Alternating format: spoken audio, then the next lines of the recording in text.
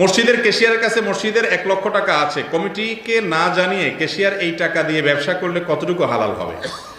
মসজিদের ক্যাশিয়ারের কাছে যেই টাকা থাকবে সেই টাকাটা তার কাছে আমানত।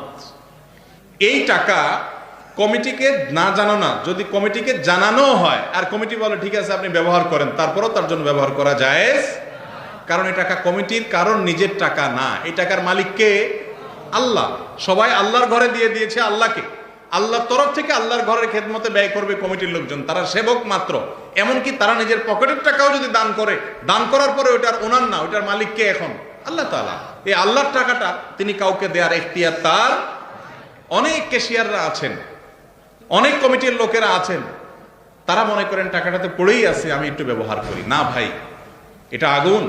ইন্নাল্লাহা ইয়া'মুরুকুম আন তুআদ্দুল আমানাতি ইলা আহলিহা, আল্লাহ নির্দেশ করেছেন আমানত যেন রক্ষা করে। লা দীনা লিমান লা আমানাতা লাহ, ওই ব্যক্তির কোনো ধর্ম নাই, ঈমান নাই যে ব্যক্তির আমানতদারিতা নাই। আপনার কাছে এটা আমানতের টাকা, এটা আপনি খরচ করতে পারবেন না।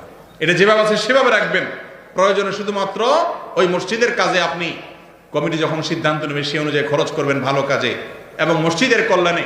আপনি নিজের কাজে সেটা খরচ, কমিটির লোকজন যদি বলে যে আমরা হাওলাত দিয়ে দিলাম মসজিদের টাকা কাউকে, এই এখতিয়ার কমিটির নাই, কারণ এটা তাদের নিজস্ব টাকা না। কথা কি বুঝাতে পারছি?